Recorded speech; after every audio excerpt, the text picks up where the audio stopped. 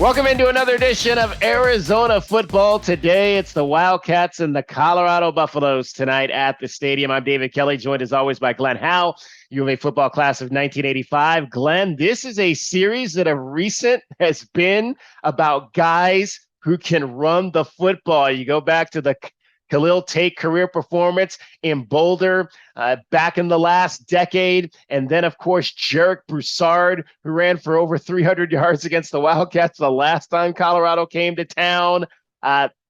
This might be a good game for both of these teams to try to run the football.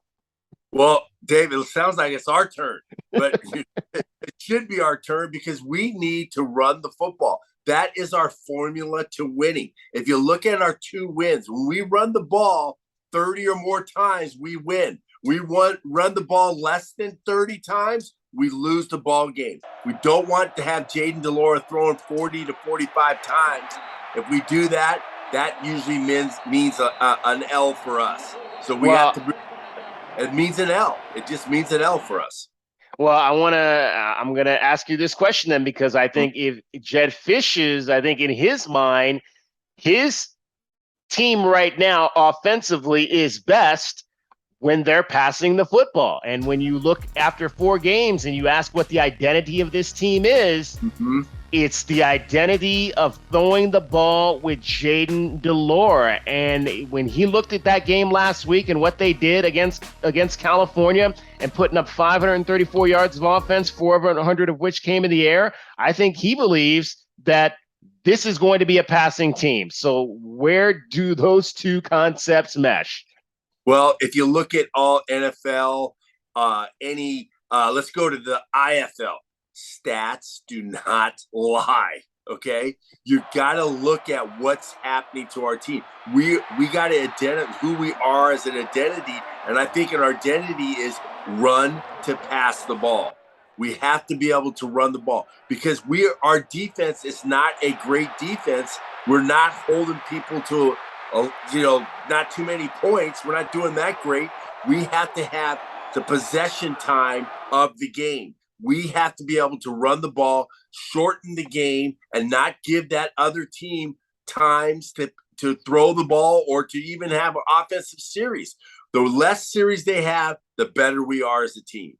All right, let's flip it over to the defensive side of the ball. My one to watch on defense, Glenn, is going to be their defensive end, Terrence Lang. He's a guy we've seen for a number of years. He's got over 40 games of experience playing for the Buffaloes, and he comes off that right side, which means this is going to be another challenge for Jordan Morgan, who I think is playing his best football. And I've said it all season long. I've said it from game one. I think he's playing the best football he's played here at Arizona. Outside of that one play against Mississippi State where he let the guy through off the edge, he has been very solid. And I think a lot of that, Glenn, is because he's healthy. And when you're healthy as an offensive lineman, you can play at a high level.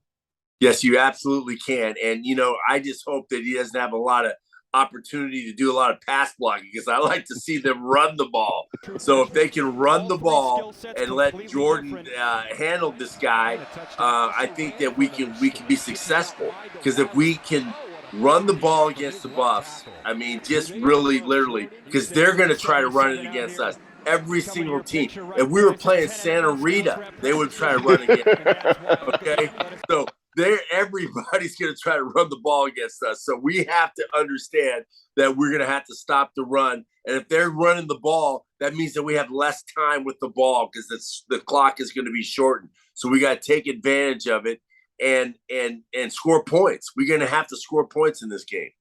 Well, and obviously we want to send our thoughts out to the folks at Santa Rita. Obviously, they're going through a tough situation there with having to drop their football program this year, just not having enough kids and the injuries beginning to pile up. I mean, that's obviously when we delve into a little bit of high school here, that's a tough situation that a number of high schools here in the Tucson area are dealing with, Glenn, and just not having enough kids to put out there. And it's Santa Rita to me is a program. When you look at the fact that we're only 13 years removed from them being one of the best programs in this city. I mean, it's amazing just to see how things have changed. Champion. Yeah. Going to state title games.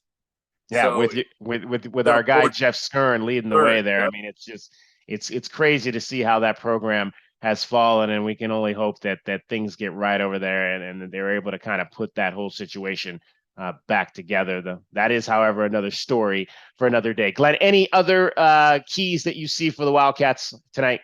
Well, I just really would like to see our defense play a lot better and just be ready to stop the run, and and just be able to play just a solid fundamental game of football on the defensive side of the ball. Not turning your shoulders, not playing with alligator arms on the tackles, wrapping guys up, and just have a solid football game. I think we can beat it. And I think this is, I'm just going to say it, I think this is a trap game for us, man, because Colorado's looking at all their schedule, because they got a tough schedule too.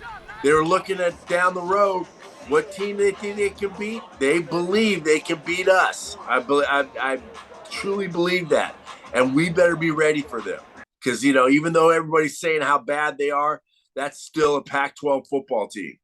All right, it is the Wildcats and the Colorado Buffaloes tonight at the stadium. The Pac-12 home opener kickoff at 6:30.